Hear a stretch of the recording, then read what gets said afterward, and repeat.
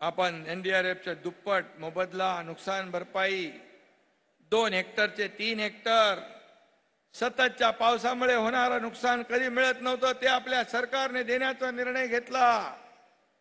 आणि अजून आपण पुढे जाऊन जे द्राक्ष बागा, डाळिंबाच्या बागा ज्या पूर्ण उद्ध्वस्त होत आहेत त्यांच्यासाठी देखील एक योजना सरकार बनवतोय। शेवटी सरकार, शेतकरी हा आपला अन्नदाता आहे, हा मायबाप आहे। हा अन्नदाता, हा मायबाप, हा संकटात सापडलेला असताना त्याच्या मागे उभं राहण्याचं काम आपल्या सरकारने केलं पाहिजे, ही भूमिका आमची आहे। आणि म्हणून आपण पाहिलं आज गेल्या नागपूरच्या अधिवेशनामध्ये सरकारने धडाधड निर्णय घेतले।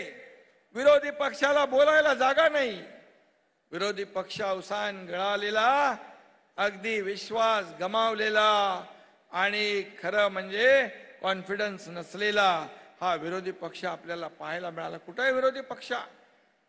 आणि म्हणून एक भरकटलेल्या अवस्थेमध्ये विरोधी पक्ष आपल्यावर सातत्याने आरोप करतायत, हे केलं, ते केलं, अमकं केलं, तमकं केलं, परंतु आपण बांधावर, शेतावर जाऊन काम करणारे कार्यकर्ते आहोत। घरात बसून उंटावरून शेळ्या हाकणारे लोक आपण नाही।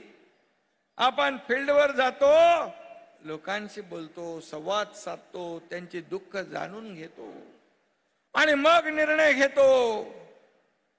हे काम आपल्या सरकारचं आहे आणि म्हणून हे सरकारचं काम आपण लोकांपर्यंत पोहोचवलं पाहिजे।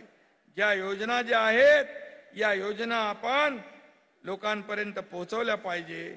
आणि खऱ्या अर्थाने आज अजितदादांचं आपण मगाशी नाव घेतलं, मोदी साहेबांचा करिश्मा, त्यांनी देशासाठी केलेलं काम, अर्थव्यवस्थेला दिलेली चालना, 9 वर्षामध्ये जे 50-60 वर्षात होऊ शकलं नाही ते घेतलेले निर्णय, हे सगळं बघून आज देश आपला पुढे जातोय, महासत्तेकडे जातोय, अर्थव्यवस्था बदलतीये आणि आपल्या देशाला एक जगभरामध्ये सन्मान, आदराचं स्थान निर्माण करून देण्याचं काम आदरणीय प्रधानमंत्री मोदी साहेबांनी केलंय।